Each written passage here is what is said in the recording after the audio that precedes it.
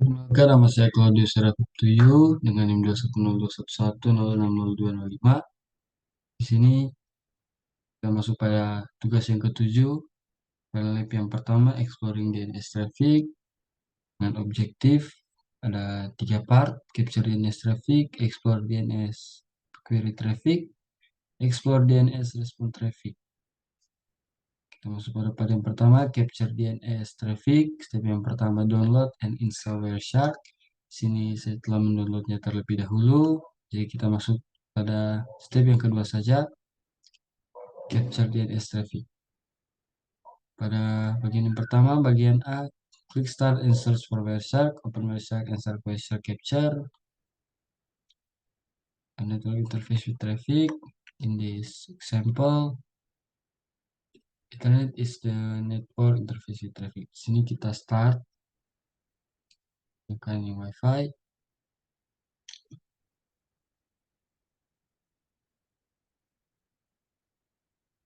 Setelah itu, pada bagian B, click Start and Search for Command Prompt.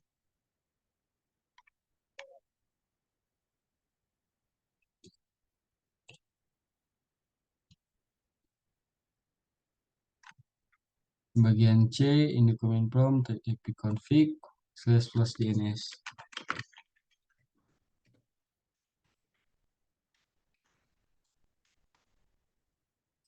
Itu kita akan mengetik ns lookup.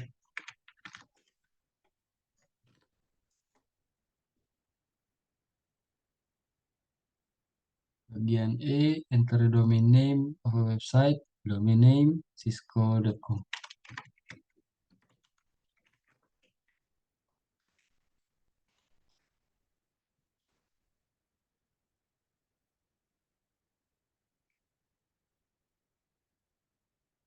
Setelah itu type exit and finish, close the command prompt.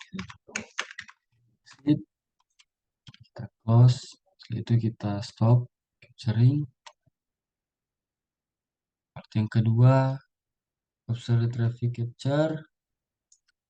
In the Wireshark packet, let's pen enter report 53. Kita copy.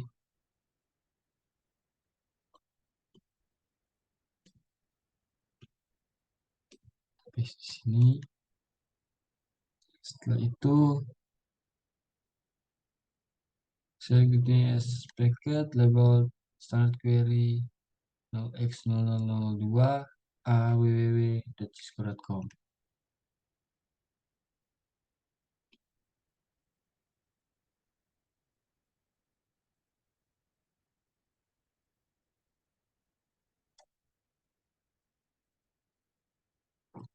Ini packet details span, notice this packet as Ethernet 2, Internet Protocol version 4, user datagram protocol, and domain name system.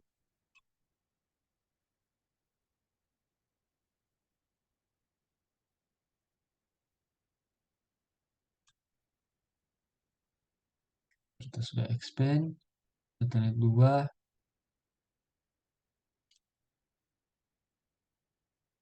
Observe the source and destination field.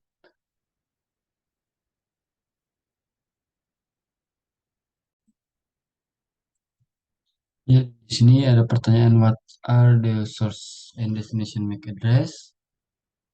With network interface are these MAC addresses associated with? Di sini MAC address source 48E7DA 85C7 dan MAC address destination F4 F647A293 MAC address source dikaitkan dengan NIC pada PC dan MAC address destination dikaitkan dengan gateway default. Jika DNS server lokal, MAC address destination akan menjadi MAC address dari DNS server lokal. Setelah itu, expand Internet Protocol 4. Di sini yang ada Internet Protocol version 6. Di sini ada pertanyaan, what are the source and destination IP address? Which network interface are these IP addresses associated with? Sini karena menggunakan tidak ada IPv4, menggunakan IPv6, IP address IP address source dikaitkan dengan NIC pada PC, nah IP address destination dikaitkan dengan gateway default. Selanjutnya bagian F, expand user data protocol. Kita expand. Pertanyaan di sini, what are the source destination port? What is the default DNS port number? Sini source portnya 57540 dan untuk destination port 53 yang merupakan DNS port default.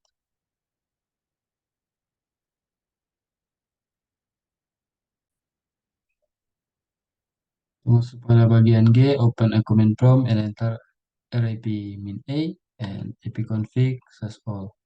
Sini saya sudah mengetik RRP min A, ERP min A, dan selanjutnya ipconfig. Oh,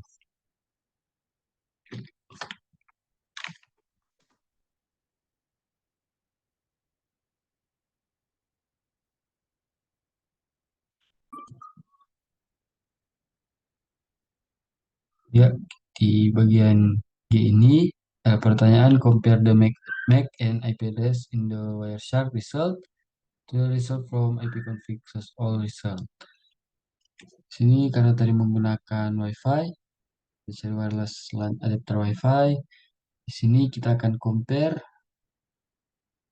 addressnya di sini sama, cocok dengan Wireshark 48E7DA1E85C7. Destination juga sama, F4 F647 2936C.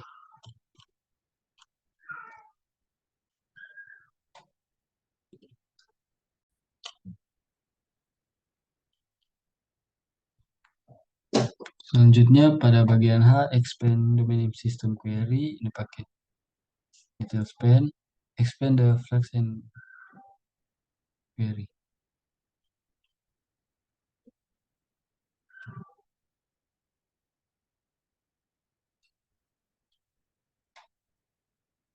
Kita sudah expand.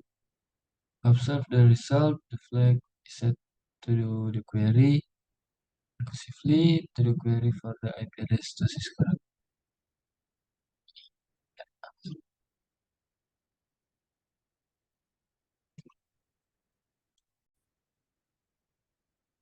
Ya, di sini kita masuk pada part yang ketiga, explore DNS response traffic. Pada bagian pertama, bagian A, select the corresponding response DNS, packet label, start query, respond 0x000 hashtag www.cisco.com. Yang ini, setelah itu ada pertanyaan di sini, what are the source and destination MAC and IP address and port number, how they compare to the address in the DNS query package. Di sini kita bisa melihat bahwa source port dan destination sini telah tertukar, dan kita bisa menjawab di sini.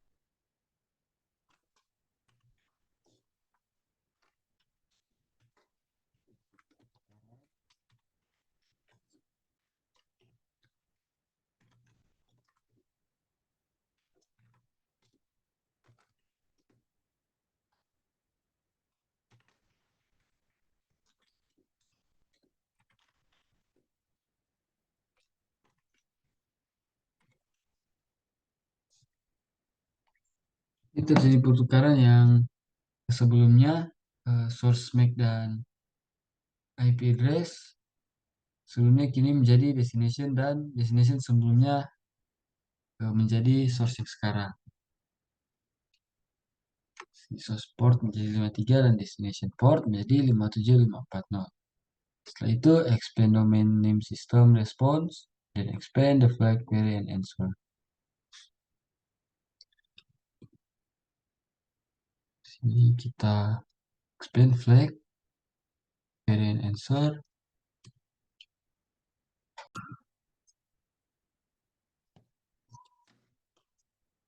Jadi di sini bagian C observe the result. Kini DNS server recursive queries. Eh, ya di sini DNS bisa menangani recursive queries.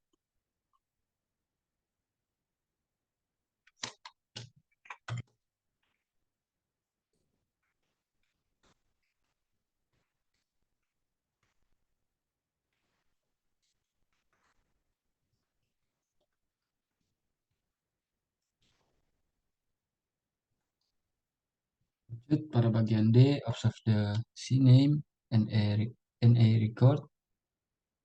In the answer details, how did the result compare to NSLOOKUP result? Bagian answer,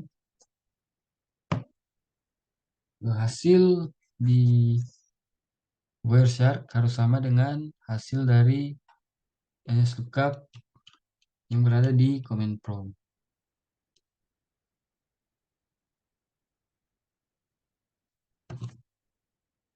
Jadi hasil yang ada di Wireshark sini harus sama dengan yang ada di command prompt.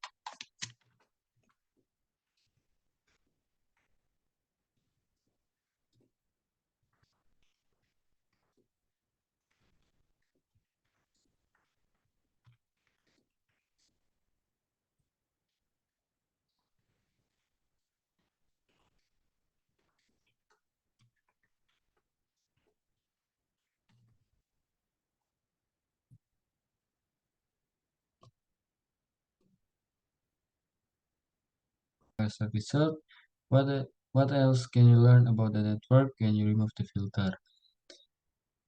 Tanpa filter, hasilnya menampilkan package yang lain, seperti DHCP dan ARP.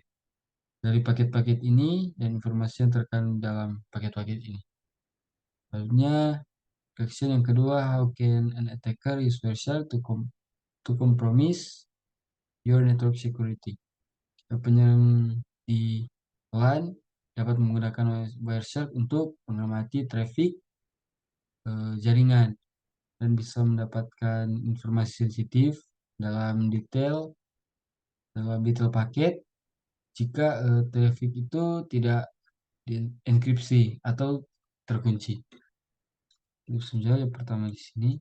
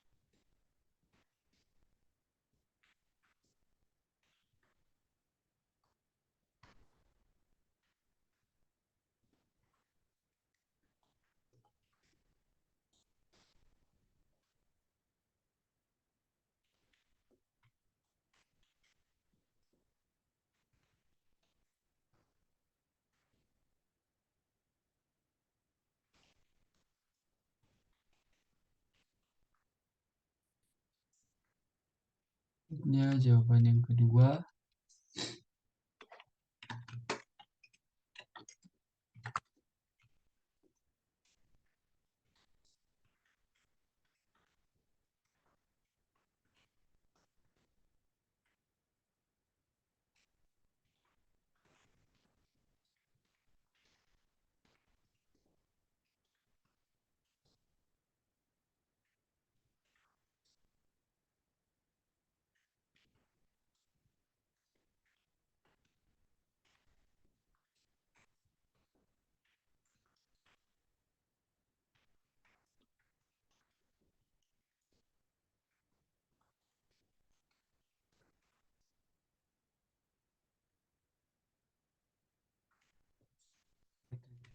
Jadi,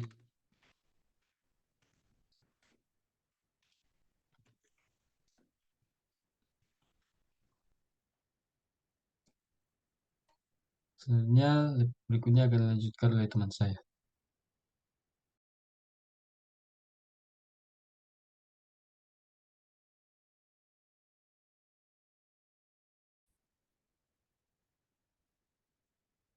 Ya, terima kasih atas kesempatan yang diberikan. Saat ini saya akan melanjutkan presentasi dari kelompok kami dan kita masuk ke lab selanjutnya yaitu lab attacking a MySQL database. Dan di sini ada objektif. Objektifnya di sini dikatakan kalau di lab ini kita akan melihat pcap file from a previous attack against a SQL database. Jadi kita akan melihat file pcap dari serangan sebelumnya ke database di SQL. Oke, lalu di sini ada background atau skenario.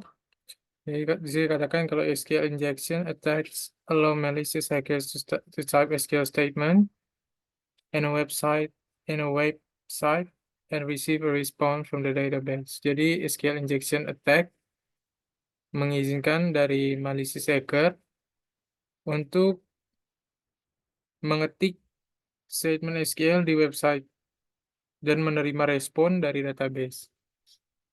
Langsung saja kita masuk di sini di part 4, open the pcap file and follow the SQL database attacker. Jadi kita dikatakan kita akan menggunakan Wireshark untuk menganalisis network traffic. Oke, kita masuk di step 1, kita diminta untuk buka CyberOps Workstation. Oke, saya sudah buka, lalu kita masuk ke bagian aplikasi. Di bagian aplikasi ini, kita diminta memilih CyberOps dan Wireshark.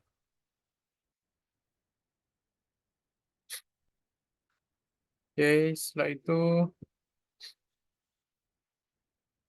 di aplikasi Wireshark kita diminta untuk mengopen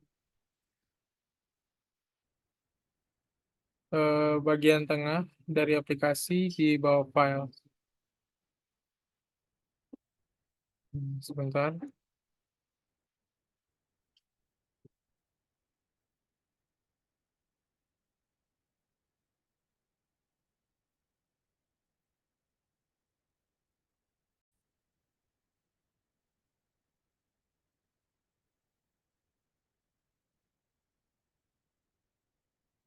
Oke, baru di sini saya minta untuk masuk di bagian home, analyze, baru search lab.support.files. Ya, yang ini. Lalu setelah itu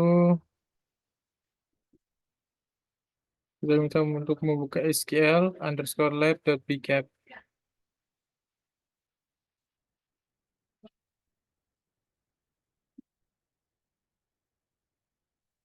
Hmm.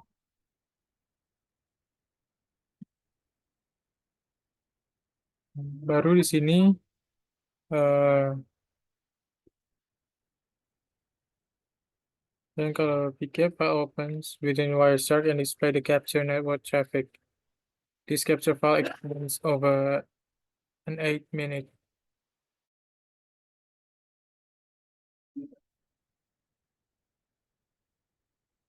Jadi di sini pcap file ini sudah terbuka di dalam Wireshark dan menampilkan tangkapan dari network traffic. This capture file extends over an 8-minute atau 441 detik period. Jadi dalam jangka waktu 8 menit atau 441 detik. Durasi dari SQL inject jadi 8 menit atau 441 detik masa dari durasi SQL injection attack. Jadi di sini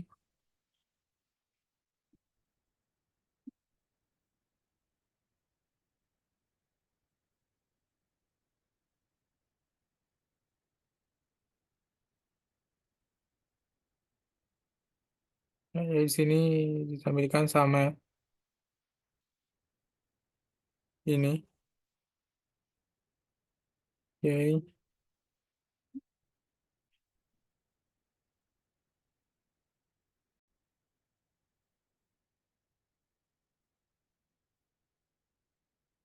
Ya, jadi di sini eh,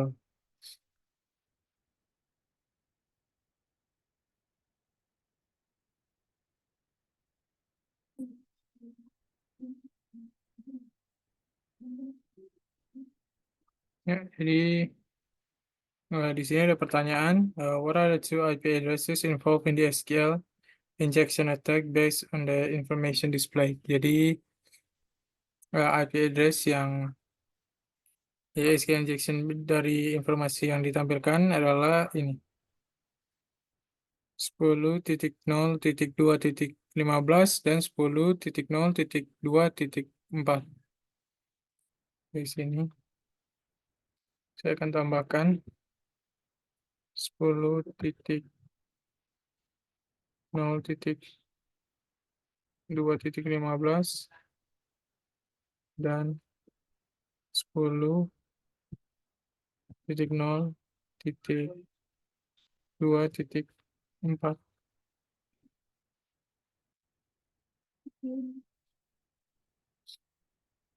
Ya, lalu setelah itu di sini kita masuk ke step yang kedua. Jadi di step 2 bagian A ini dalam Wireshark Capture, kita minta untuk mengklik kanan line ke-13 and follow HTTP stream. Line 13 dipilih karena itu adalah get HTTP request. Oke, jadi yang sesuai kita coba.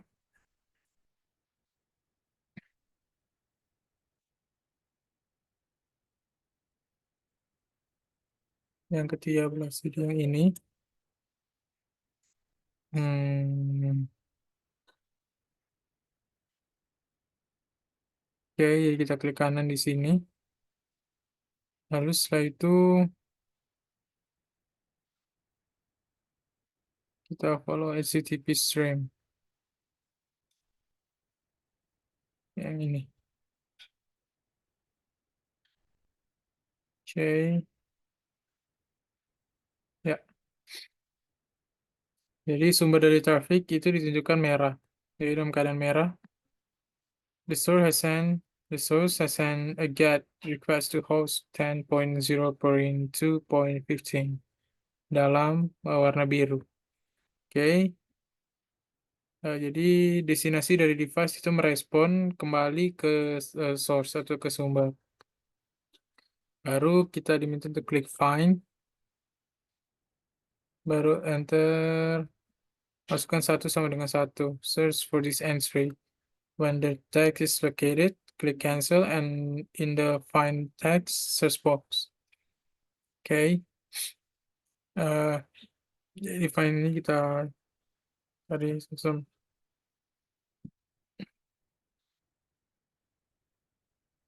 kita cari. Jadi di sini dikatakan the attacker has entered the query 1 equal 1 into user ID access box on the target 10.0.2.15. Jadi attacker atau penyerang sudah masuk ke query 1 sama dengan 1 ke user ID search box di pada target 10.0.2.15 untuk melihat jika aplikasi itu vulnerable atau rentan terhadap SQL injection. Oke. Wait.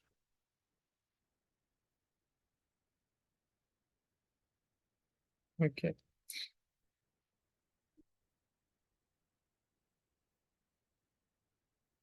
Eh,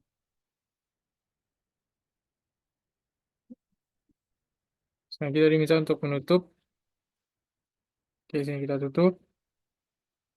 Lalu kita clear. Hmm.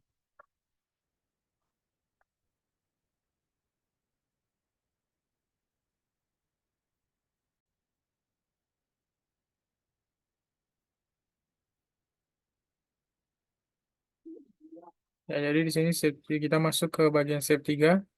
SQL injection attacks continues. Jadi step kali ini kita akan melihat hmm, continuation atau berkelanjutan dari serangan. Jadi di wildcard capture kita mengklik kanan line 19. Saja kita coba cari. Hmm.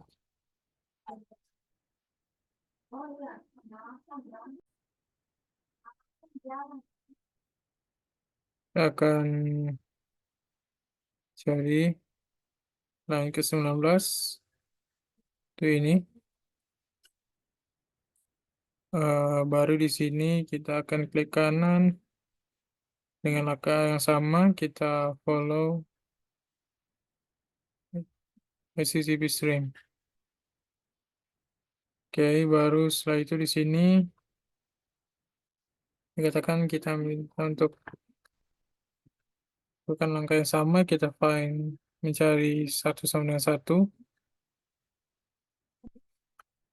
baru kita find next. Dan setelah itu di sini kita akan melihat kalau attacker sudah masuk query satu atau satu sama dengan satu union select database.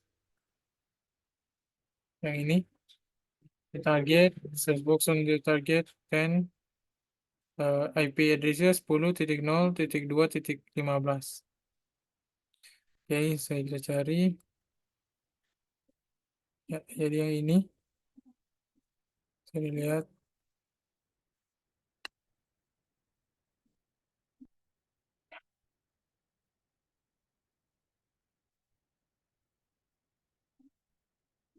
Oke, baru setelah itu database name-nya adalah Diva.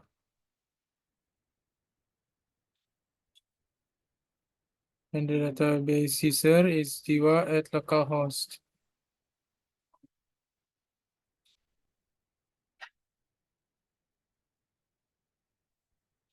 Oke. So, kita lanjut ke kita keluar. Sekarang kita masuk ke step 4. SQL injection attacks provide system information. Dari sini di YSL capture kita right click line 22, line 22. Dan select follow HTTP stream.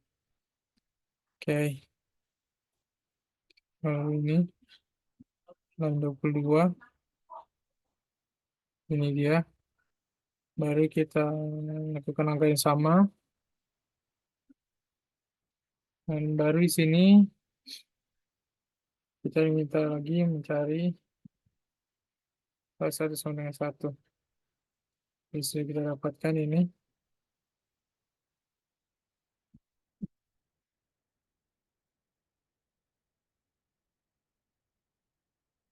Oke. Baru ini. Katakan juga kalau attacker sudah masukkan query setelah masuk di query satu or satu sama dengan satu union select none. Oke.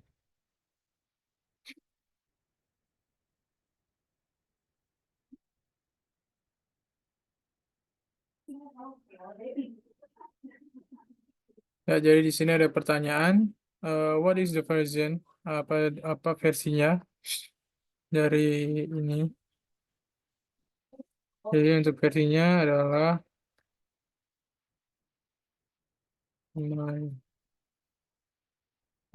MySQL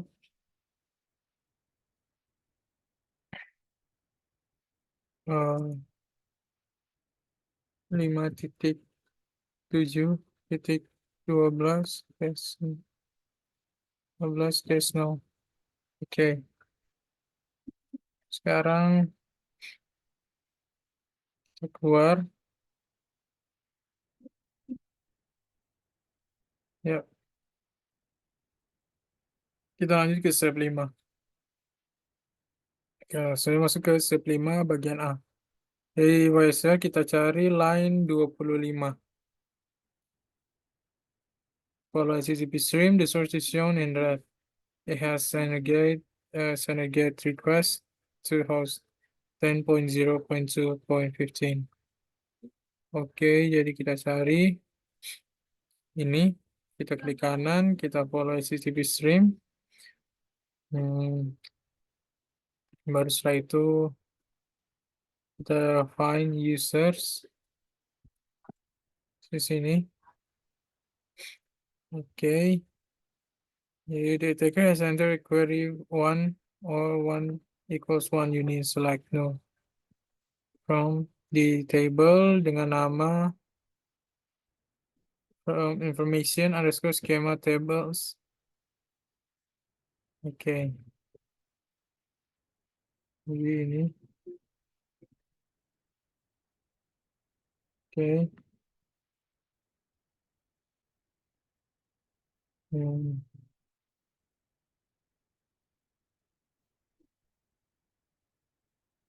ya,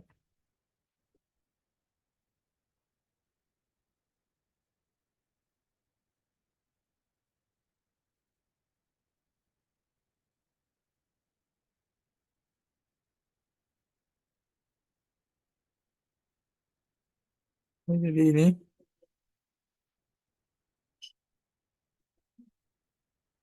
Hmm, ini dia.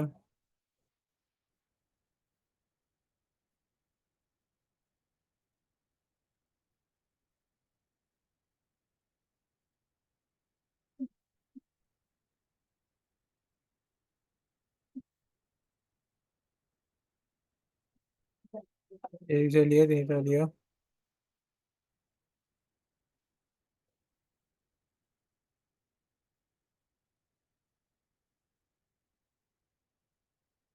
Nah, jadi itu.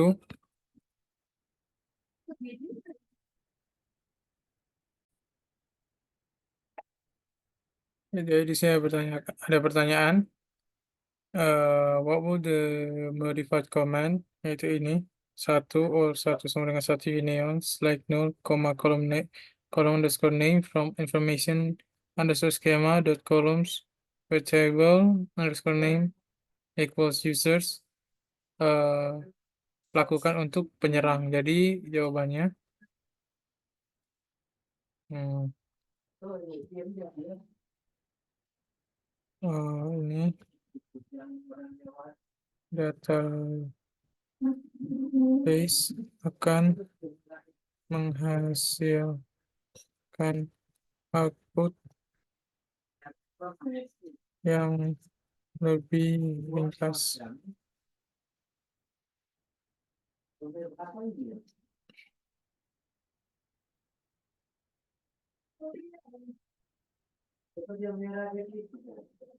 Mas,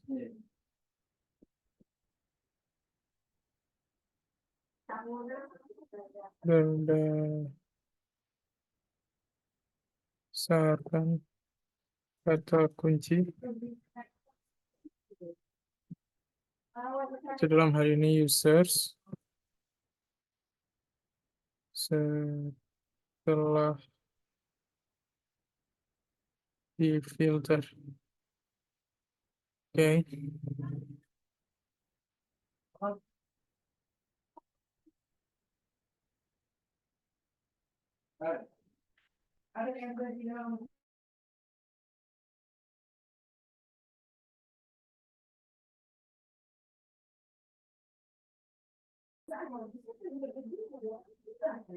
Ya, sekarang kita masuk ke step ke-6. Nah, setelah ini kita masuk di bagian A. Kita akan cari line ke-28. Line ke-28. Lalu kita klik kanan. Ya, STCP string. Baru di sini saya minta untuk mencari sebenarnya satu. Ya, sini sudah ditemukan.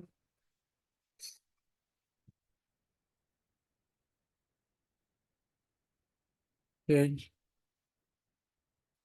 nah, ini dia.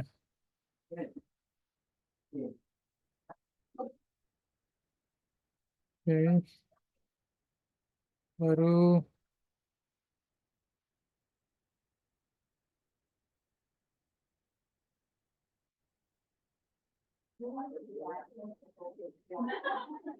Jadi di sini ada pertanyaan, user mana yang memiliki password hash dari ini? 8D, 353, 33D, dan seterusnya, baru 6921, 6B. Jadi kita cari di sini, eh,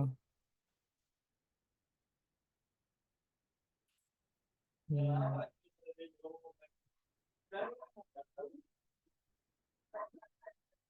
ya ini, kita lihat ini dia, ini, ini, baru dia usernya namanya adalah ini, 1337. Ini sih kita, maksudnya kita ganti. Hmm.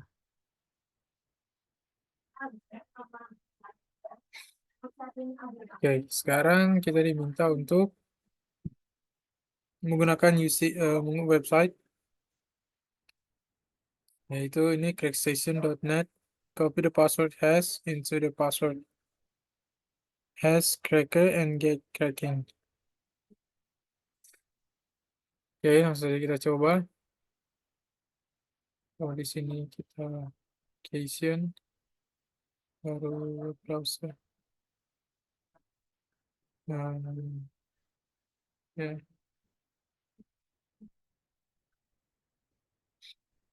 kita masukkan ini.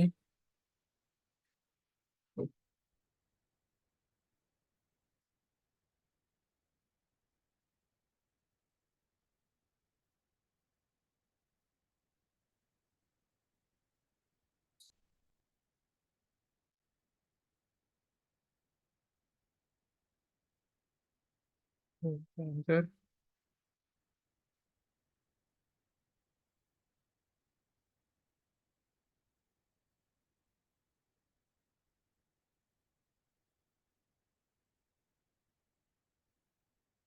Ya, di sini kita sudah masuk. Dan di sini kita diminta untuk masukkan password hashnya. Jadi ini kita langsung masukkan saja. Sini.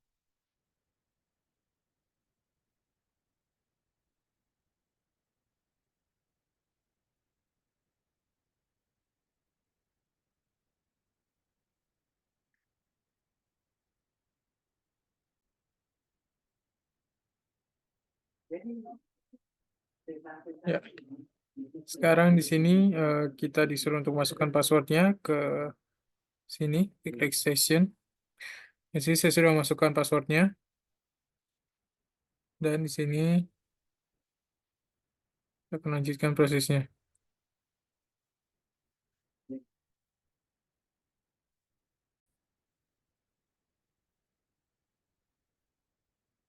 Ya, jadi di sini setelah kita melakukan langkah tersebut, kita masukkan password hashnya. Di sini keluar kalau eh, plain text passwordnya adalah ini, Charlie. Di sini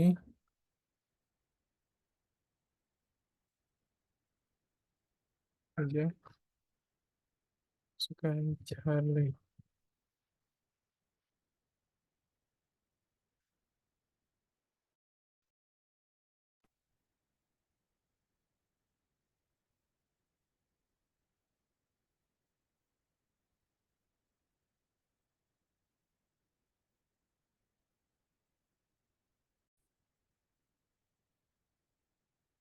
Ya, jadi sekarang kita lanjut. Di sini kita masuk bagian reflection. Ada pertanyaan. Apa risiko dari memiliki platform menggunakan SQL, bahasa SQL? Jadi, menggunakan SQL dalam platform-platform dapat membawa risiko keamanan karena potensi serangan SQL injection.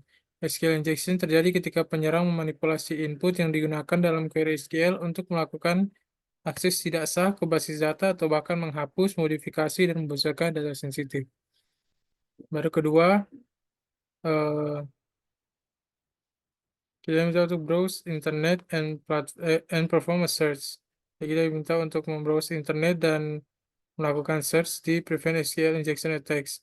Apa dua metode atau langkah yang digunakan untuk mencegah SQL injection attack? Jadi pertama ada penggunaan parameterized queries, menggunakan parameterized queries atau prepare statement adalah salah satu cara efektif untuk mencegah serangan SQL injection. Dalam teknik ini, query SQL dipisahkan dari data input pengguna. Baru kedua ada validasi dan sanitasi input. Melakukan validasi dan sanitasi input pengguna sebelum menggunakan input tersebut dalam query SQL dapat membantu mencegah serangan SQL injection. Ya, sekian untuk lab ini. Terima kasih.